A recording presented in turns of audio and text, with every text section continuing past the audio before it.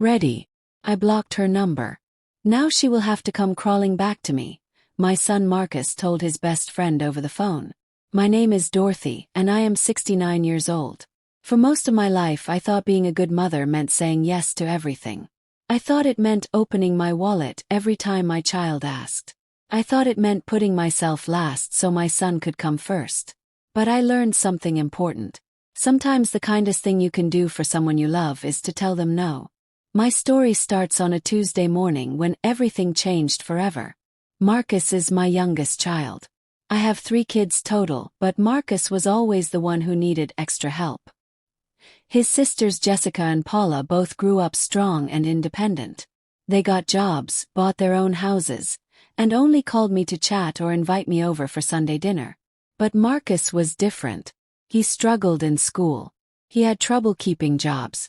And somehow, I always felt like it was my fault. Maybe I didn't help him enough when he was little. Maybe I should have been stricter. So I kept helping him. And helping him. And helping him some more. My husband Bernard died 11 years ago from cancer. It was the hardest thing I ever went through. Bernard was my rock. He worked construction for 35 years and saved every penny he could. Together we built a nice life. We owned our home in Portland free and clear. We had 3 small rental houses that brought in steady money each month. Bernard also left me a good life insurance policy. I was not rich, but I was comfortable. Could pay my bills. I could help my kids when they really needed it. And I could sleep at night without worrying about money. That was enough for me. Marcus got married 6 years ago to a woman named Stephanie. She seemed sweet at first. She worked at a department store selling makeup and perfume. She always dressed nicely and spoke politely. I thought maybe Stephanie would be good for Marcus. Maybe she would help him grow up and be more responsible. I paid for half of their wedding because Marcus said he didn't have enough money saved. The wedding cost me almost $12,000. I didn't mind though. I wanted my son to be happy. I wanted him to start his marriage without stress or debt hanging over his head.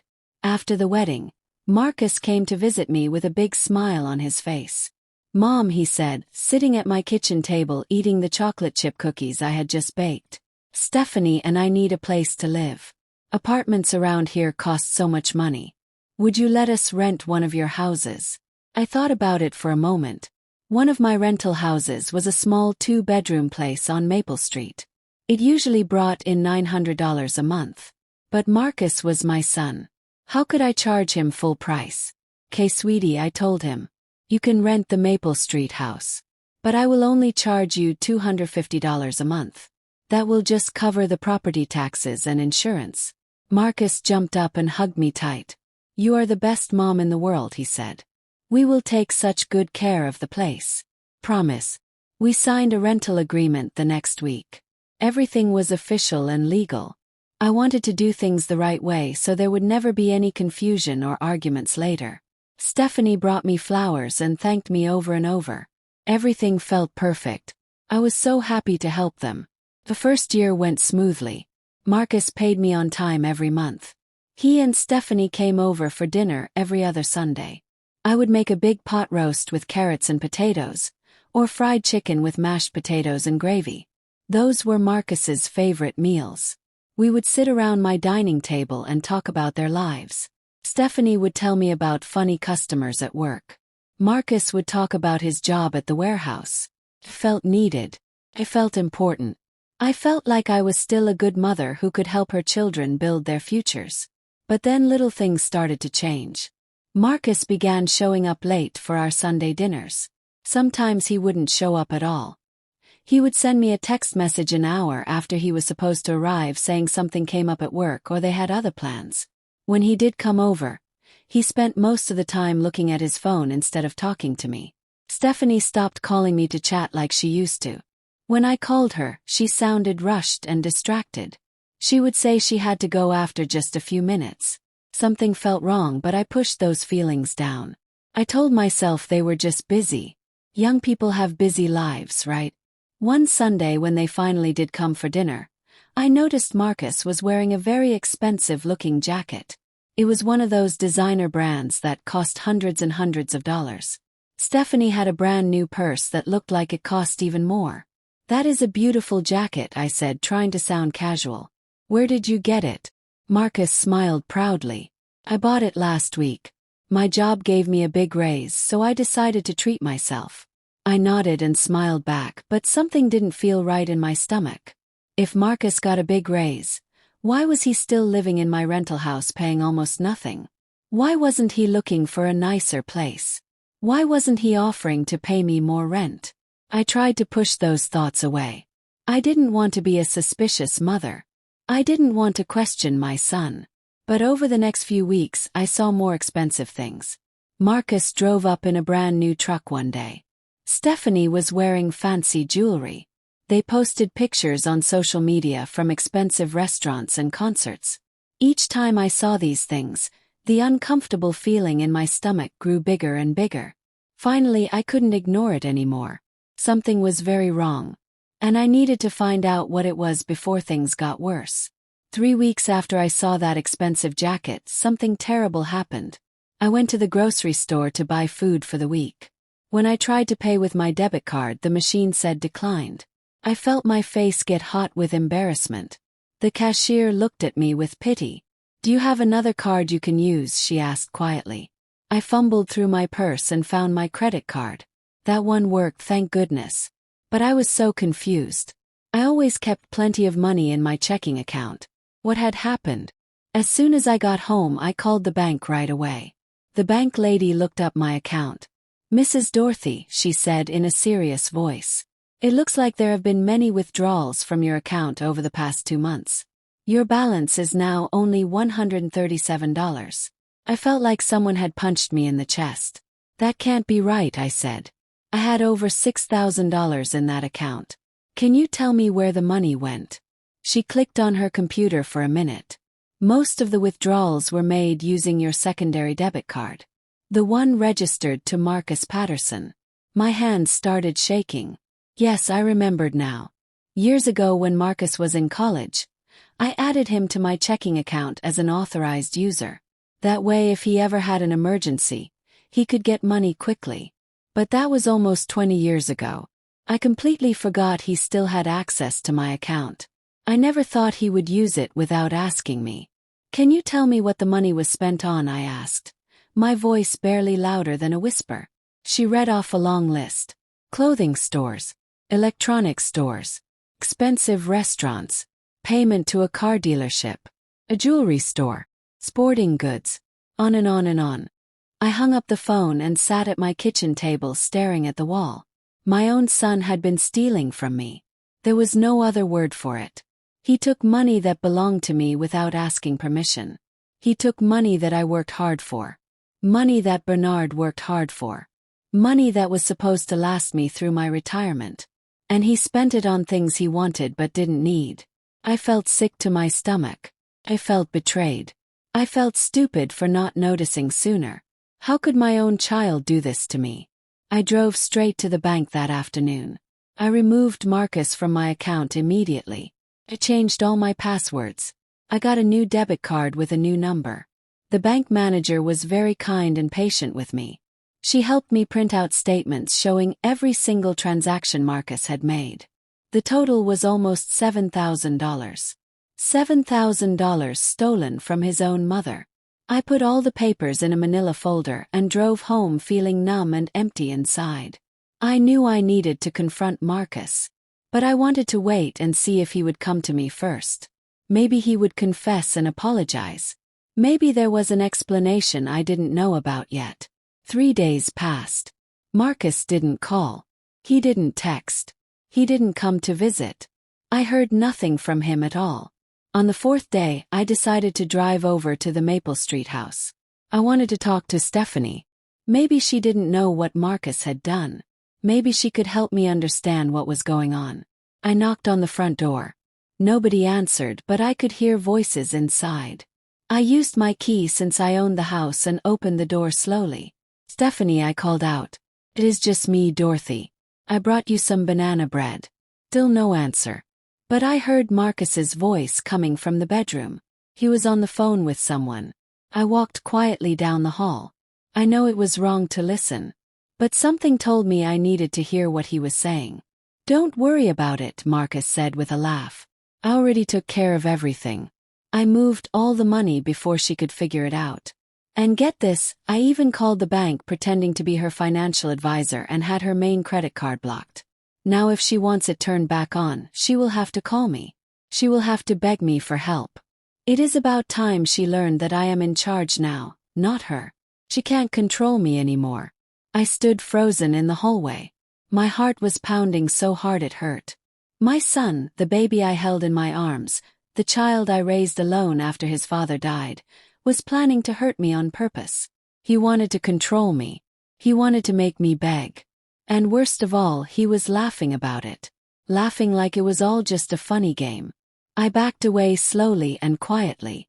I left the house without making a sound. I got in my car and drove home with tears streaming down my face. I cried harder than I had cried in years. Maybe harder than I cried when Bernard died. Because this was a different kind of death. This was the death of the son I thought I knew. When I got home, I went straight to my bedroom and cried until I had no tears left. Then I sat in my favorite rocking chair, the one Bernard built for me 30 years ago, and I stared out the window. I watched the sun go down. I watched the street lights come on. I watched my neighbors walk their dogs and water their gardens. Normal life continued all around me while my world was falling apart. But then something changed inside me. I stopped crying. I dried my face. And I felt something new. Felt angry. Really, truly angry. Not sad anymore. Just angry. How dare he? How dare my son treat me this way after everything I had done for him? After all the sacrifices Bernard and I made. After all the money and time and love I poured into him. I stood up from my rocking chair and walked to my desk. I pulled out the folder with all the bank statements. I looked at every single charge Marcus had made. Every expensive meal. Every piece of clothing. Every electronic gadget. All bought with my money. Money I earned by being careful and smart and working hard my whole life. I opened my address book and found the number for Thomas Green. Thomas had been my lawyer for 15 years. He helped Bernard and me with our wills. He helped me with the rental properties. He was honest and trustworthy and always gave me good advice. I called him even though it was almost 8 o'clock at night. "Dorothy," Thomas answered on the third ring. His voice sounded warm and concerned. "Is everything okay?" "No, Thomas," I said. My voice was steady and calm even though my hands were shaking. "Everything is not okay. I need your help with something important. Can I come see you tomorrow morning?" "Of course," he said immediately. "I will clear my schedule. Come to my office at 9 o'clock. We talked for a few more minutes. I told him just enough so he would understand this was serious. When I hung up, I felt a little bit better. I had a plan now. I wasn't just a helpless old woman anymore. I was a mother who was going to protect herself. Even if it meant protecting myself from my own son. That night I barely slept. I kept thinking about everything that had happened. I thought about all the times I said yes when I should have said no. All the times I gave Marcus money when he should have earned it himself. All the times I made excuses for him when other people tried to tell me he was taking advantage of me. My daughter Jessica had warned me 2 years ago. "Mom," she said during a phone call, "I love Marcus, but you need to stop giving him so much. He is never going to learn to stand on his own 2 feet if you keep catching him every time he falls." I got defensive and angry with her. How dare she tell me how to treat my son? But now I knew she was right. She was trying to help me and I pushed her away. The next morning I got dressed in my best navy blue dress. I did my hair nicely and put on lipstick. I wanted to look strong and put together, not like a confused old woman. I drove to Thomas's office right at 9 o'clock. He was waiting for me with hot coffee and a box of tissues on his desk. "Sit down, Dorothy," he said kindly. "Tell me everything." So I did. I told him about the money Marcus stole. I told him about the phone call I overheard. I showed him all the bank statements. I showed him the rental agreement for the Maple Street house. Thomas listened carefully without interrupting. He took notes on a yellow legal pad. When I finished talking, he sat back in his chair and looked at me with sad eyes. Dorothy, he said slowly. I'm so sorry you are going through this. What Marcus did is not just wrong. It is actually illegal in some ways. You have every right to protect yourself and your assets. Now let me explain your options. He told me that I could file a police report for financial fraud. But that would mean Marcus might go to jail. He told me I could sue Marcus in civil court to get my money back. But that could take years and cost a lot in legal fees. Or he said, looking at me carefully, you can use the rental agreement. The contract you both signed has a clause that allows you to terminate it immediately if the tenant engages in fraudulent behavior or breaches your trust as the landlord. You can evict him legally and quickly. Evict him, I repeated. My own son. Are you sure you want to do this? Thomas asked gently. Once you start this process, there is no going back. Your relationship with Marcus will probably never be the same.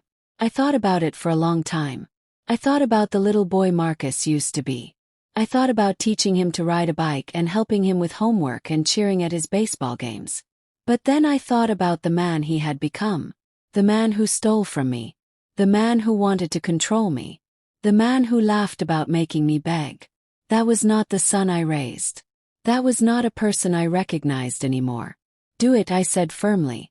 I want him out of my house. Thomas nodded. He spent the next hour drafting official eviction papers. He explained that Marcus would receive a legal notice giving him 72 hours to leave the property. After that, if he refused to leave, the police could physically remove him. Everything was legal and by the book. I wasn't doing anything wrong. I was simply exercising my rights as a property owner. Are you absolutely certain? Thomas asked me one more time before I signed the papers. Picked up the pen. Yes, I said. Am certain. And I signed my name on the line. Dorothy and Patterson. My signature was strong and clear. No shaking. No doubt. Just determination. The next step was serving Marcus with the eviction notice. Thomas hired a professional process server. This was a person whose job was to deliver legal documents. The process server would go to the Maple Street house on Monday morning and hand Marcus the papers in person. That way there could be no confusion. No claims that he never received it. Everything would be documented and official.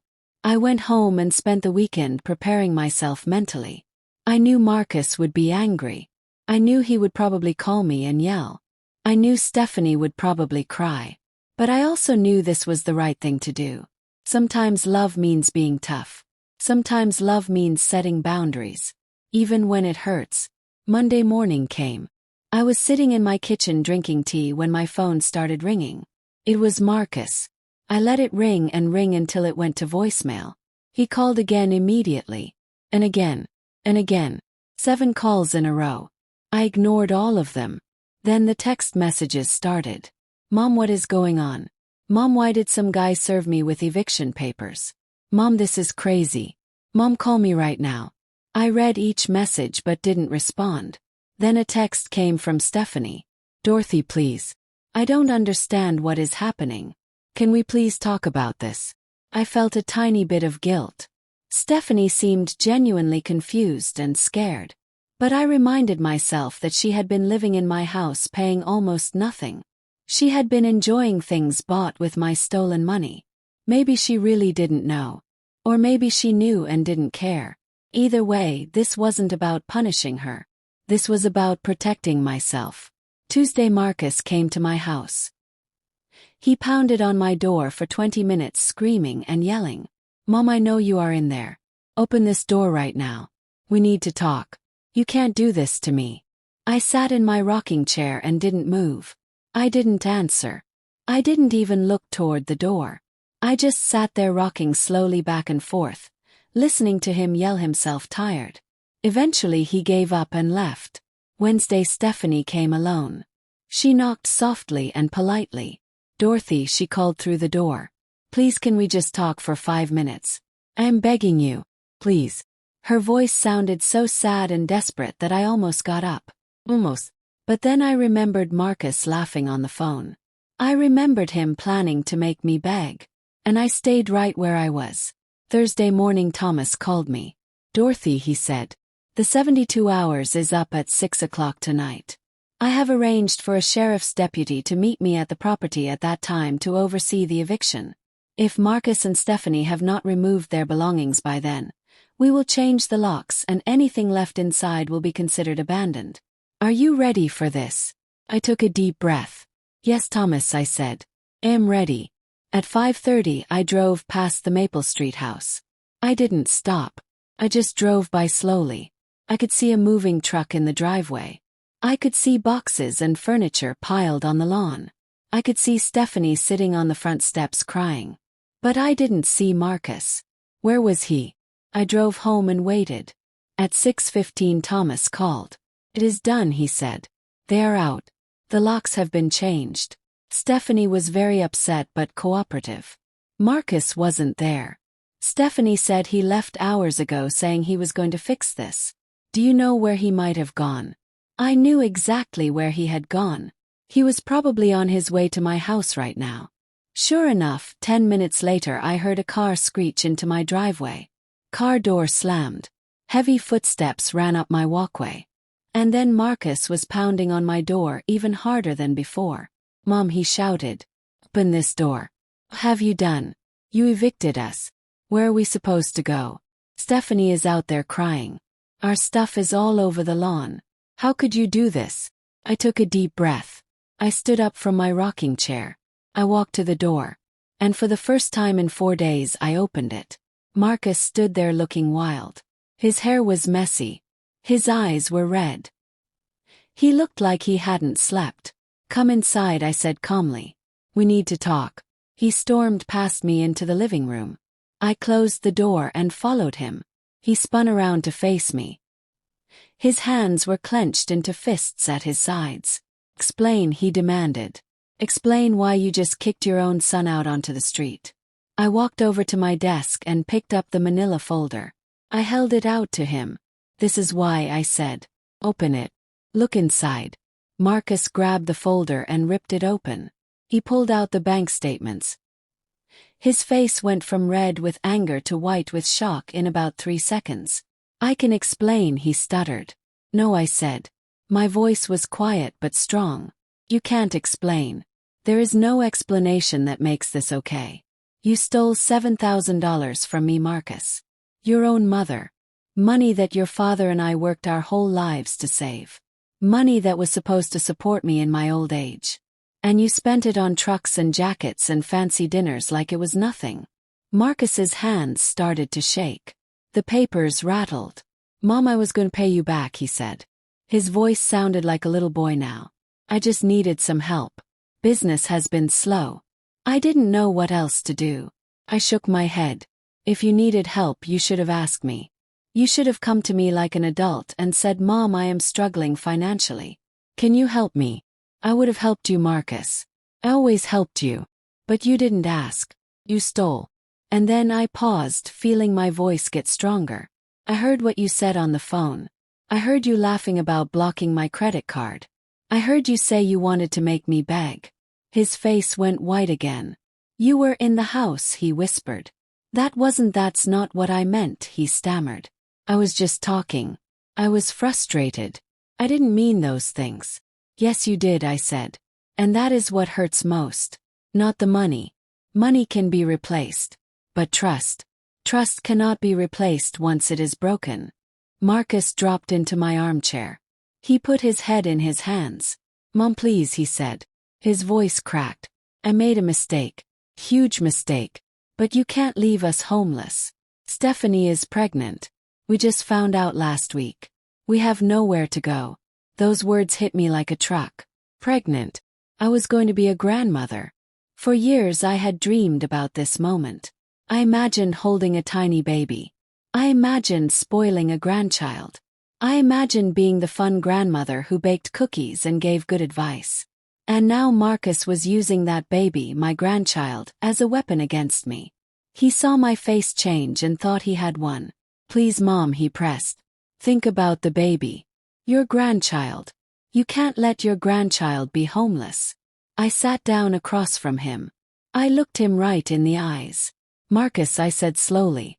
I am very happy that you and Stephanie are having a baby. Truly I am. But you using that baby to manipulate me proves exactly why I had to do this. If I let you guilt me into backing down now, you will do it again and again. Next it will be the baby needs diapers. Then the baby needs a crib. Then the baby needs a better house. There will always be something. And I will never be allowed to say no without being made to feel like a terrible person. His mouth opened but no sound came out. Where are we supposed to go? He finally asked. That is not my problem, I said, even though it hurt to say it. You are 37 years old, Marcus. You have a job. Stephanie has a job. You can find an apartment. You can ask friends for help. You can figure it out like every other adult has to figure it out. But we don't have money for a deposit, he said desperately. You took all our savings when you took your money back. I took back my money that you stole, I corrected him. That was never your money to take. If you are broke right now, that is because of the choices you made. Not because of anything I did. I watched him crumble before my eyes. All the arrogance was gone. All the anger was gone.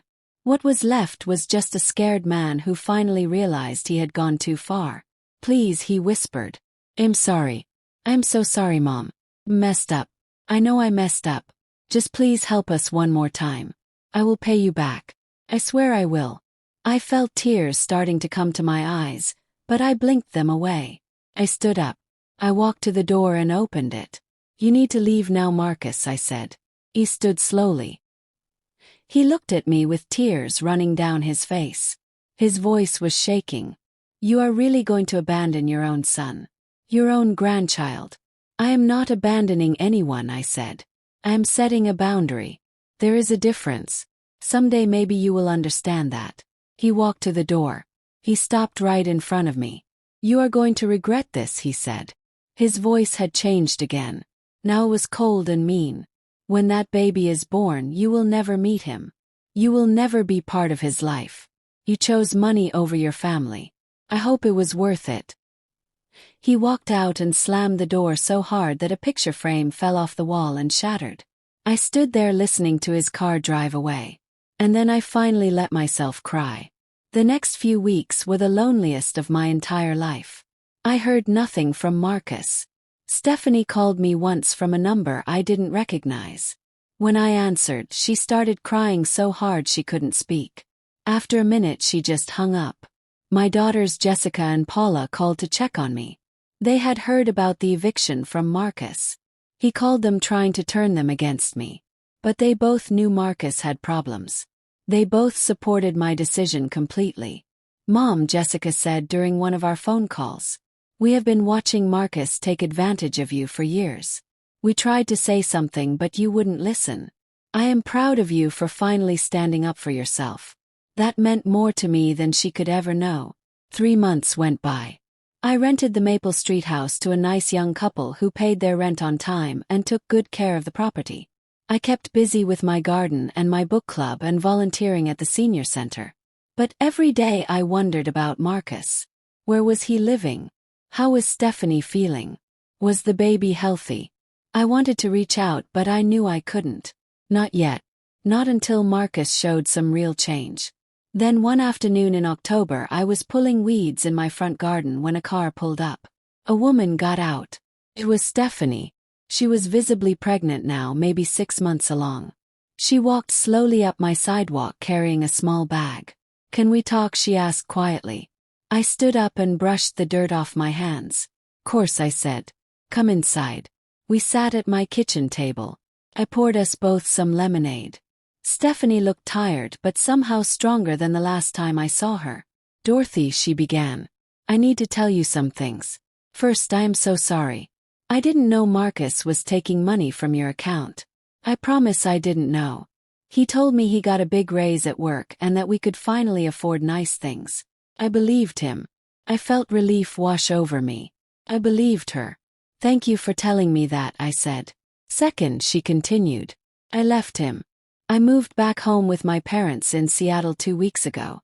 Marcus has not changed at all. He is still angry and bitter. He blames everyone but himself. He even tried to take money from my bank account. That was the last straw. I am so sorry, Stephanie, I said, taking her hand. You deserve better than that. She nodded with tears in her eyes. No. I am going to raise this baby with my parents' help. And Dorothy, she paused. I want you to be part of your grandchild's life. If you want to be. I felt my heart swell up so big I thought it might burst. Course I want that, I said. More than anything. Stephanie smiled for the first time. She reached into her bag and pulled out a sonogram picture. It is a boy, she said, handing me the picture. I am naming him Bernard after your husband. Marcus told me so many stories about his grandfather. About what a good man he was. I hope my son grows up to be like Bernard instead of like his father. I looked at the tiny image and tears ran down my cheeks. This was my grandson. Baby Bernard. Second chance at family. Stephanie stayed for 2 hours. We talked about her plans. We talked about baby names and nurseries and all the exciting things new mothers think about. When she left, she hugged me tight. Thank you for not giving up on me, she whispered. I hugged her back. You are not Marcus. You didn't do anything wrong. You are always welcome here. I watched her drive away, feeling something I hadn't felt in months. Oh, real genuine hope that maybe something good could come from all this pain. That night I called my daughters and told them the news. They were both thrilled. They immediately started planning a baby shower for Stephanie. We were going to make sure she and baby Bernard had everything they needed. Family was about to mean something new, something better, something healthy. 4 months later, on a snowy day in February, I got the call. Dorothy, Stephanie's voice was excited and tired. He is here. Bernard is here. Can you come? I grabbed my coat and drove straight to the hospital in Seattle. I didn't care that it was a 3-hour drive. I didn't care that the roads were icy. I needed to meet my grandson. When I walked into Stephanie's hospital room, she was sitting up in bed holding a tiny bundle wrapped in a blue blanket. Her parents were there too, smiling and taking pictures. Come meet your grandson, Stephanie said. I walked over on shaky legs. She placed the baby in my arms. He was perfect. Tiny little fingers.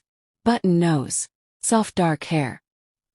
He opened his eyes and looked at me. Hello, Bernard, I whispered. I am your grandma Dorothy. I loved you before I ever met you. That moment healed something deep inside me. It didn't erase the pain of losing Marcus. It didn't fix our broken relationship. But it gave me a reason to keep going. Gave me purpose and joy. Stephanie's parents, Karen and Bill, welcomed me into their family with open arms. We became partners in helping Stephanie raise Bernard. I visited once a month.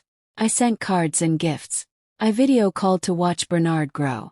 When he was 6 months old and learned to smile, he smiled at me through the phone screen. When he was 1 year old and took his first steps, I was there in person to see it. I spoiled him with toys and books and clothes. I told him stories about his grandfather Bernard and about his great-grandmother and great-grandfather. I made sure he knew where he came from. Marcus never came back. Stephanie tried to reach out to him several times to tell him about Bernard. She sent pictures. She left messages. But Marcus never responded.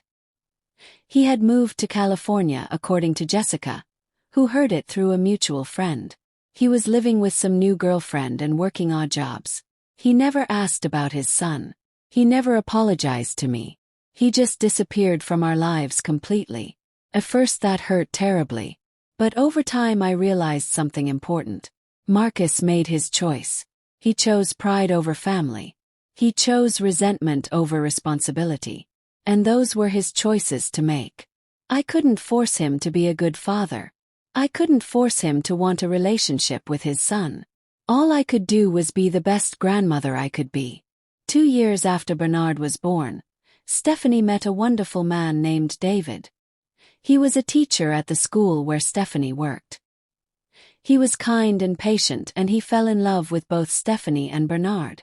They got married in a small ceremony, and David legally adopted Bernard.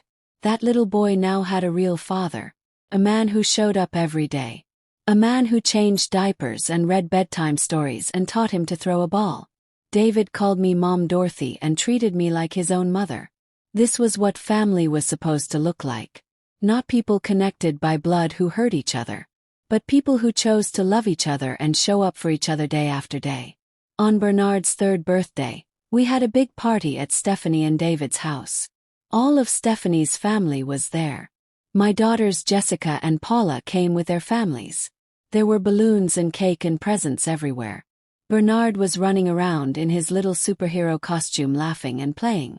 At one point he ran over to me and climbed into my lap. "Grandma," he said in his sweet little voice. "I love you so much." My heart melted completely. "I love you too, baby boy," I said, kissing his forehead. "You are my favorite person in the whole world." Later that evening, after most guests had left, I sat on the back porch with a cup of coffee watching the sun set. Stephanie came and sat next to me. "You okay?" she asked. "I am better than okay," I told her honestly. "I'm happy." She took my hand. "Dorothy, I need to tell you something. Marcus called me yesterday. It was his first contact in over 3 years." "What did he want?" I asked carefully. "He wanted to know about Bernard. He saw a picture I posted online and realized how big he has gotten. He said he wants to meet him." My stomach dropped. "What did you tell him?" I asked. Stephanie squeezed my hand. "I told him no.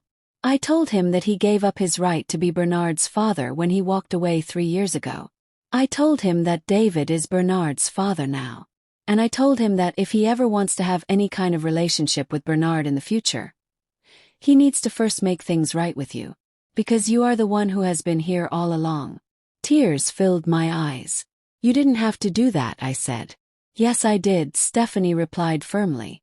"You saved me, Dorothy. When I left Marcus, I was broken and scared and pregnant with nowhere to go. You could have turned your back on me. You could have said I made my bed and I had to lie in it. But you didn't. You welcomed me. You supported me. You loved my son like he was your own grandchild. Which he is. You are more of a parent to Bernard than Marcus ever was or ever will be." I hugged her tight. We sat there on that porch watching the stars come out, 2 women who had been through hell and come out stronger on the other side. Family wasn't always about blood, I realized. Sometimes family was about choice. About showing up. About loving people even when it was hard. 6 months later I got a letter in the mail. The handwriting on the envelope was familiar. It was from Marcus. My hand shook as I opened it. Inside was a single page. "Dear Mom," it began. "I don't even know where to start.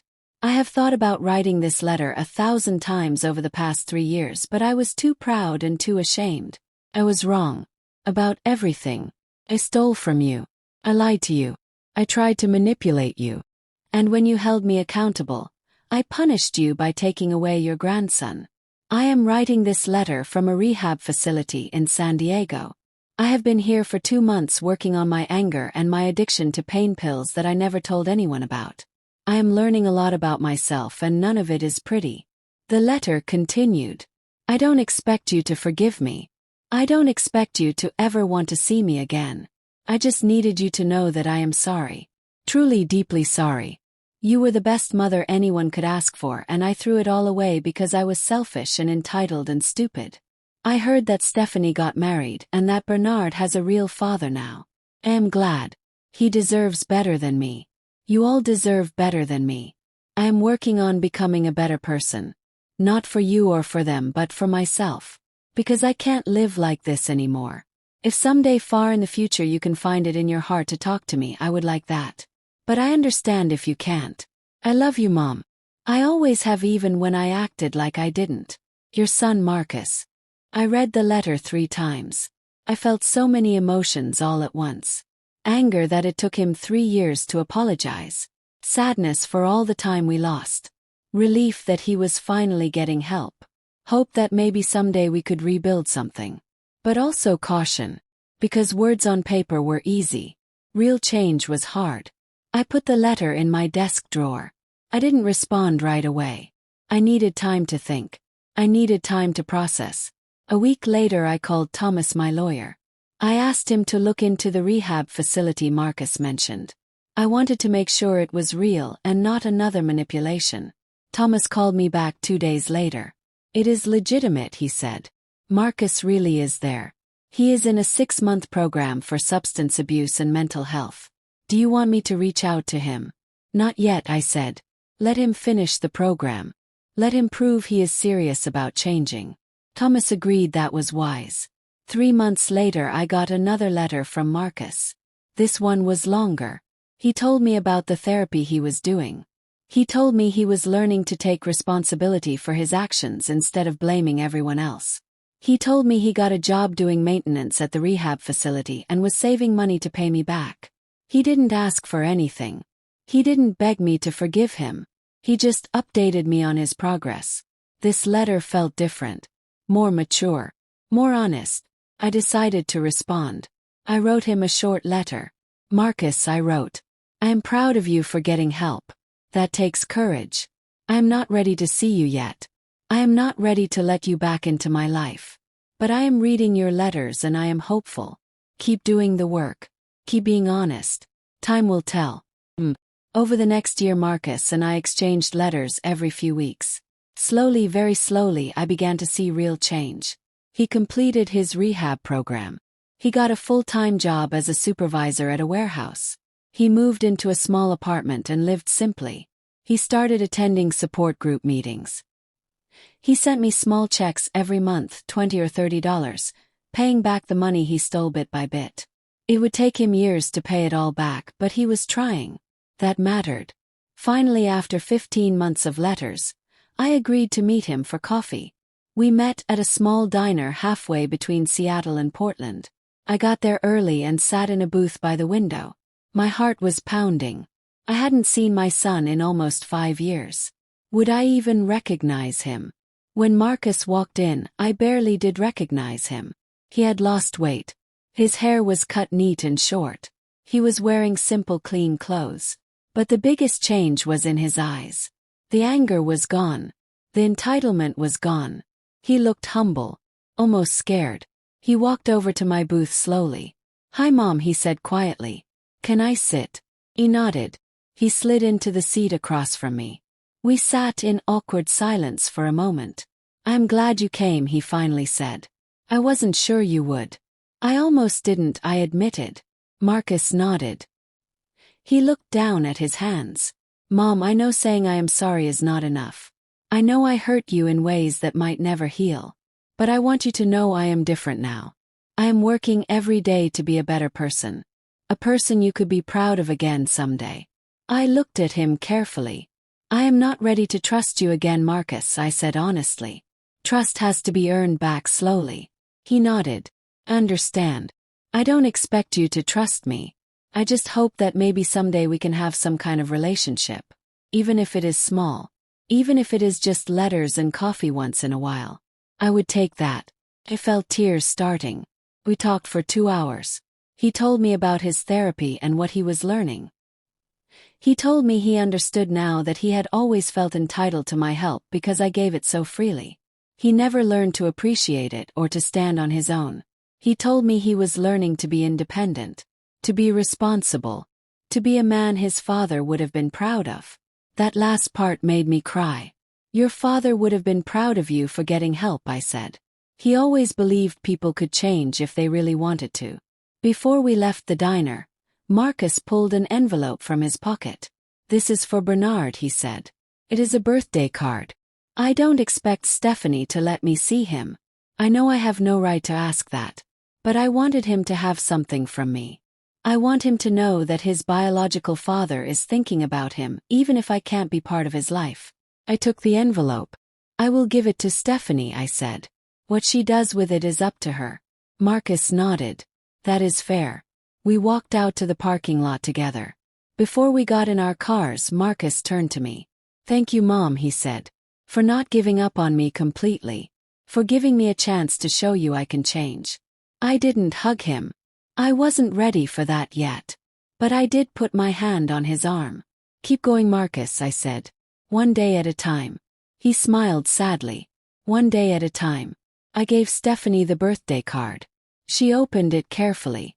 Inside was a simple card with a $20 bill. The message Marcus wrote said, "Happy 4th birthday, Bernard. I am sorry I haven't been there for you. I hope someday you can understand that I had to fix myself first before I could be any kind of father to you. I love you even though I haven't shown it. Your dad, Marcus." Stephanie read it and cried. David read it too. They talked about it for a long time. Finally, Stephanie decided to keep the card in a special box. When Bernard is old enough to understand, she would show it to him and let him decide if he wanted to know Marcus. That seemed right to me. Bernard deserved to make his own choices when he was ready. Over the next 2 years, Marcus and I slowly rebuilt a relationship. We met for coffee every few months. He never missed a payment on paying me back. He continued therapy. He got promoted at his job. He started taking community college classes to finish his degree. He was becoming the man I always hoped he would be. It was slow. It was hard. There were setbacks. Once he went 3 months without contacting me and I thought he had given up. But then he called and explained he had been struggling with depression and didn't want to burden me. He was learning to ask for help from his support group instead of isolating himself. That showed growth. Real growth. My daughters Jessica and Paula were more skeptical. They had watched Marcus hurt me and they weren't ready to forgive him. Understood. I told them they didn't have to forgive him. That was their choice. On Bernard's 6th birthday, something unexpected happened. We were having a party at my house since I had the biggest backyard. Bernard was running around playing with his cousins. Stephanie and David were there. My daughters and their families were there. It was loud and happy and full of love. And then a car pulled up. Marcus got out. He was holding a small wrapped present. My heart stopped. What was he doing here? I looked at Stephanie. She looked as surprised as I was. Marcus walked slowly into the backyard. Everyone got quiet. Bernard stopped playing and looked at this stranger. Marcus walked over to me first. "Hi Mom," he said nervously. "I'm sorry for showing up without calling. But I heard there was a party and I wanted to bring Bernard his present. I don't have to stay. Can just leave it and go." I looked at his face. I saw genuine nervousness. Genuine hope. Not the arrogance from years ago. Not the manipulation. Just a father who wanted to do something nice for his son. Stephanie walked over. "Marcus," she said carefully. "It is good to see you. You look well." Marcus nodded. "Thank you. You look great. Congratulations on everything." He gestured to David and the house and the family.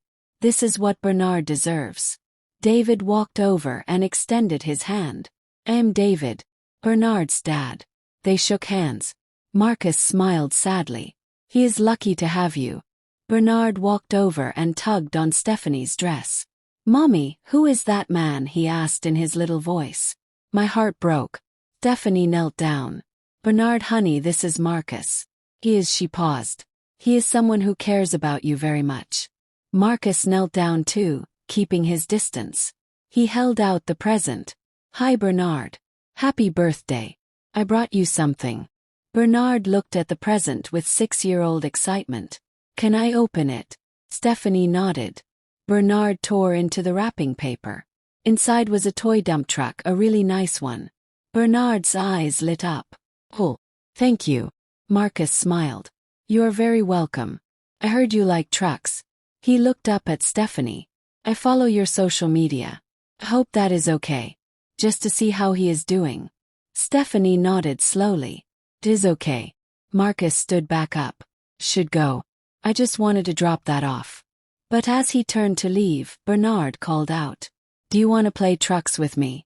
Everyone froze. Marcus looked at Stephanie. She looked at David. David looked at me. I nodded slightly. "It is up to you," I mouthed to them. David spoke up. "Just for a little while," he said to Marcus. "If Stephanie is comfortable with it." Stephanie nodded slowly. "Bae. Just for a little while." Marcus's eyes filled with tears. "Thank you," he whispered. He sat down in the grass and played trucks with Bernard for 20 minutes. I watched from the porch. He was gentle and patient. He listened to Bernard's imagination games and played along. He didn't try to hug him or claim him. He just played. When it was time for cake, Marcus stood up. "I should let you all get back to your party," he said. "Bernard, it was really nice to meet you. Have a wonderful birthday." He started walking toward his car. "Marcus," I called out. He turned. "Do you want to stay for cake?" His face showed such surprise and hope it almost broke me. "If that is okay with everyone," he said carefully. Everyone looked around at each other. Finally Stephanie spoke. "Yes, you can stay for cake." Marcus stayed for an hour. He didn't push himself on anyone. He sat off to the side and watched. He made polite conversation with Jessica and Paula, who were cold but civil. He thanked David multiple times for being a good father to Bernard. When he left, he hugged me for the first time in 6 years. "Thank you, Mom," he whispered, "for everything." I still wasn't sure what our future relationship would look like. I still had walls up. But seeing him with Bernard, seeing him respect everyone's boundaries, seeing him try so hard to do the right thing, it meant something. Over the next year, Marcus became a small part of Bernard's life. He came to birthday parties. He video called once a month to say hello. He never pushed for more. He let Bernard set the pace. And slowly, Bernard started asking about him. "Mommy, when is Marcus coming again? I want to show him my new bike." By the time Bernard was 7, he understood that Marcus was his birth father, but David was his real dad. Kids are smarter than we think. He understood that people make mistakes and sometimes they work hard to fix them. One day Bernard asked me a question. "Grandma Dorothy," he said while we were baking cookies together, "are you and Marcus friends again?" I thought about it carefully. "We are working on it," I told him honestly. "Sometimes when people hurt each other, it takes a very long time to heal. But we are trying." Bernard nodded like that made perfect sense. "That is good," he said. "I think everyone deserves a chance to say sorry and do better." Out of the mouths of children. That 7-year-old taught me something important that day. Forgiveness doesn't mean forgetting. Doesn't mean going back to how things were. But it does mean being open to something new. Something different. Something healthier. Today, 3 years after that first coffee meeting with Marcus, our relationship is still a work in progress. He has paid back $4,000 of the $7,000 he owes me. He calls me once a week just to check in. He has stayed sober and employed. He volunteers at the rehab center where he got help, mentoring other men who are struggling. He is building a life he can be proud of. Is everything perfect? No. Do I completely trust him? Not yet. Maybe I never will fully. But I have learned that relationships are complicated. People are complicated. My son hurt me deeply. He stole from me. He tried to manipulate me. He abandoned his child. Those things are all true. But it is also true that he got help. He changed. He took responsibility. And he is working every single day to be better. Last month Marcus showed up at my door with something I never expected. He handed me an envelope. Inside was a check for $3,000. The rest of what he owed me. "Mom," he said, "I took out a loan to pay you back faster. I know I hurt you and I know money doesn't fix that. But I wanted you to know I take this seriously. I take my responsibility to you seriously." I didn't know what to say. I hugged him tight. "Thank you, son," I said. "This means more than you know." He cried on my shoulder like a little boy. Cried too. We stood in my doorway holding each other and crying for all the years we lost and all the pain we went through. But also crying with relief. 'Cause we made it through. We survived. Our relationship would never be what it was before. Too much had happened. But it was becoming something new. Something built on honesty and boundaries and real change instead of blind enabling. People often ask me if I regret what I did. If I regret evicting my own son. And my answer is always the same. No. I don't regret it. Was it hard? Yes. Was it painful? Absolutely. Did it cost me years of relationship with my son? Yes. But it also saved me. It saved my dignity. It saved my financial security. And in a strange way, it might have saved Marcus too. Because hitting rock bottom forced him to finally get help. If I had kept enabling him, kept giving him money, kept making excuses, he might still be stuck in that terrible place. Sometimes the most loving thing you can do for someone is to stop catching them when they fall. Let them hit the ground. Let them feel the consequences of their choices. It is painful to watch. But it is necessary. My advice to anyone going through something similar is this. You are not responsible for fixing adult children. You are not a bad parent for setting boundaries. You are not cruel for protecting yourself. Love does not mean letting people hurt you over and over again. Real love sometimes means tough choices. Means saying no. Means letting people face consequences. And it means taking care of yourself first. Because you cannot pour from an empty cup. If you let people drain you completely, you have nothing left to give anyone. I learned that lesson the hard way. But I learned it. Today I am 72 years old. I am healthy. I am happy. I am financially secure. I have wonderful relationships with my daughters and my grandchildren. I have my home and my garden and my book club friends. I have a complicated but honest relationship with my son. And most importantly, I have my dignity and my peace. Bernard is now 10 years old. He is smart and kind and funny. He loves science and baseball and baking cookies with me. He has 2 fathers in his life now. David, who raises him every day with patience and love. And Marcus, who shows up when he can and tries his best. Bernard seems to understand that this is his family. It looks different than other families maybe. But it works. Last week Bernard asked me to come to his school for Grandparents' Day. I sat in his classroom with all the other grandparents and watched him give a presentation about his family tree.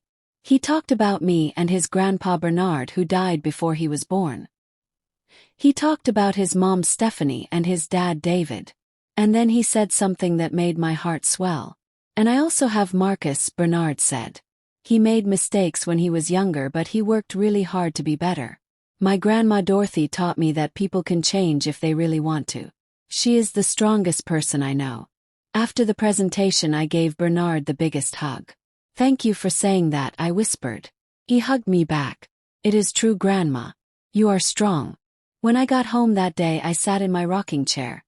The same one I sat in on the worst days of this whole ordeal. I looked around my living room at the photos on the wall. Pictures of all my grandchildren. Pictures of Bernard at his wedding. Pictures of me and my daughters. And yes, one small picture of Marcus from his recent graduation ceremony when he finally finished his college degree at age 40. This was my family. Messy. Complicated. Broken and rebuilt. But mine. I poured myself a cup of tea in my favorite cup. The same cup I held when I made the hardest decision of my life. And I smiled. 'Cause I survived. 'Cause I set boundaries. Because I chose myself when I needed to.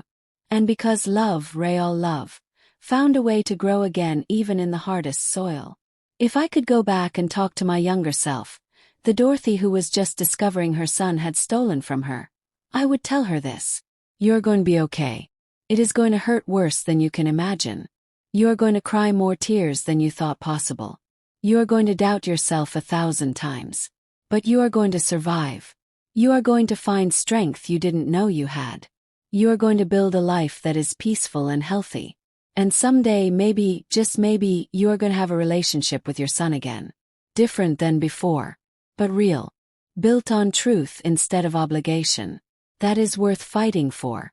That is worth the pain. So stand strong. Set your boundaries.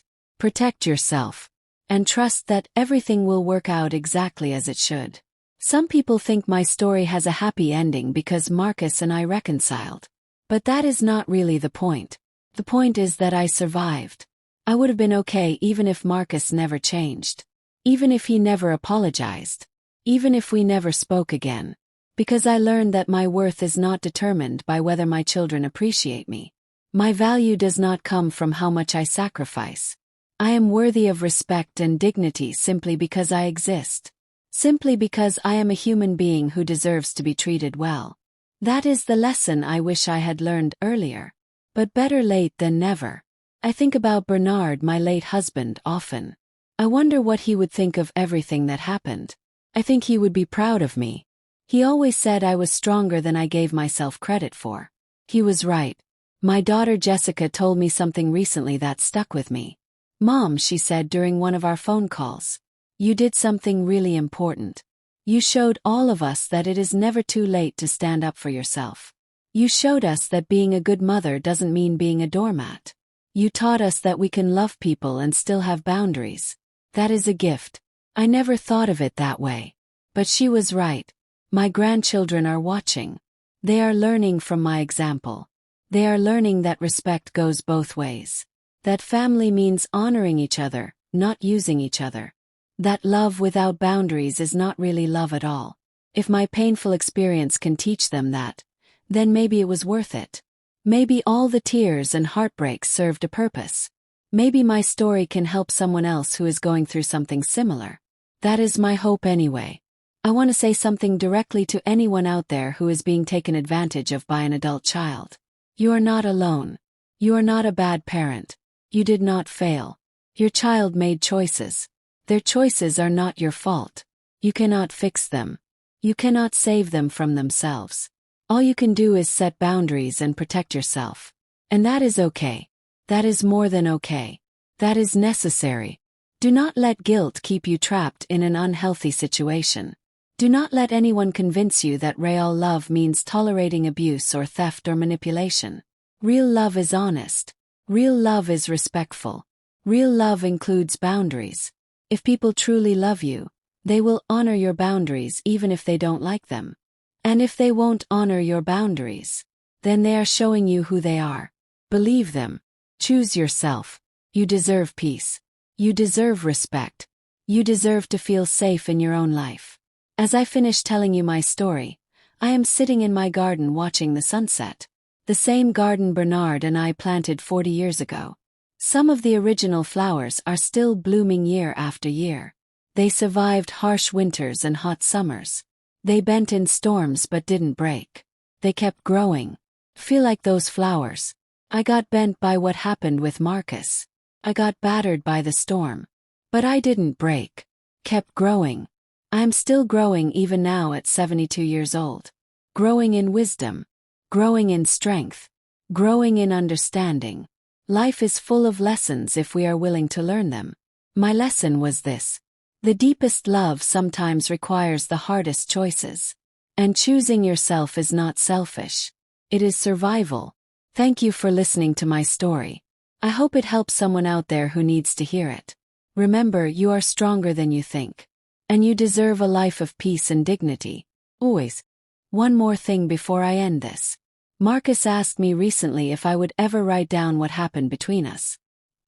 He said he wants Bernard to read it someday when he is old enough. He wants his son to understand the full truth. The mistakes he made. The consequences he faced. The work he did to change. And the mother who loved him enough to let him fall so he could learn to stand on his own. I told him I would think about it. And now I have. This is our story. The painful, messy, complicated truth of it. I hope Bernard reads this someday and understands. I hope he learns from his father's mistakes. I hope he learns from my mistakes too. 'Cause I made plenty. I enabled Marcus for too long. I ignored warning signs. I put his comfort above my own well-being. Those were my choices and I own them. But I also made the choice to change. To stand up. To say enough. And that choice saved me. To Marcus, if you ever read this, I want you to know I am proud of you. Not for who you were 5 years ago. But for who you are becoming. Change is hard. Real change is the hardest thing a person can do. You did it. You are doing it every day.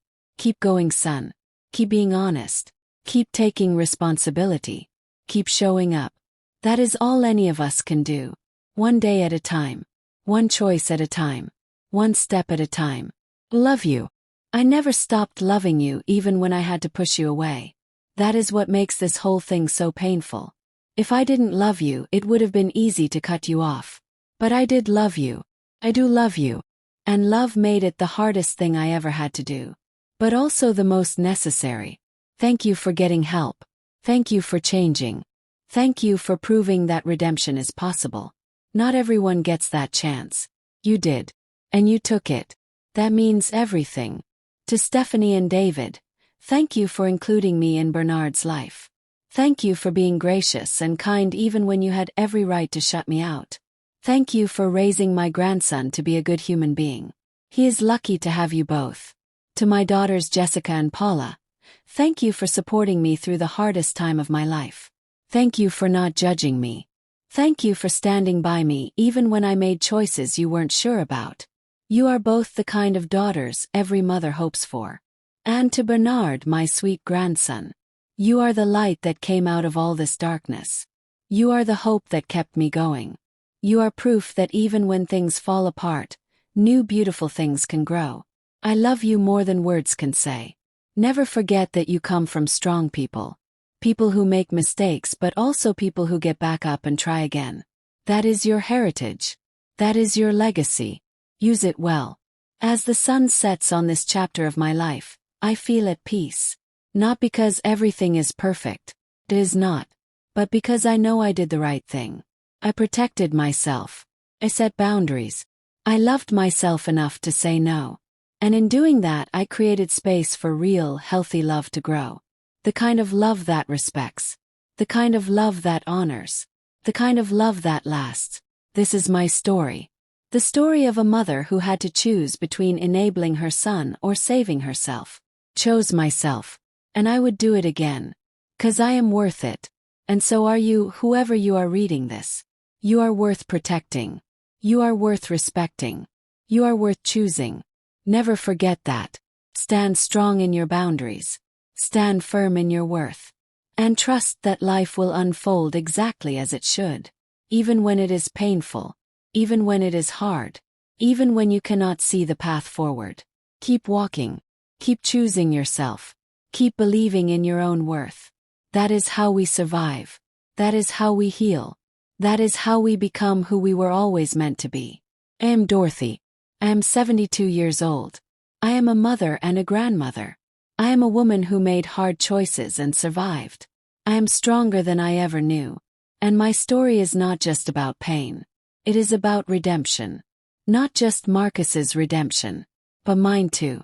Because I redeemed myself from years of people-pleasing and boundary-breaking. I redeemed myself from the belief that being a good mother meant destroying myself. I redeemed myself from guilt and obligation and fear. Became free. Free to be myself. Free to choose peace. Free to live a life of dignity. And that freedom is the greatest gift I ever gave myself. If you take nothing else from my story, take this. It is never too late to choose yourself. It is never too late to set boundaries. It is never too late to stand up and say enough. Your life is yours to live. Your worth is not up for debate. Your dignity is not negotiable. Protect it. Honor it. Fight for it if you have to. Because you are worth fighting for. You always have been. You always will be. Thank you for listening. Thank you for being here. Thank you for believing that change is possible and that strong boundaries are an act of love. This is Dorothy signing off. May you find peace. May you find strength. And may you always, always choose yourself.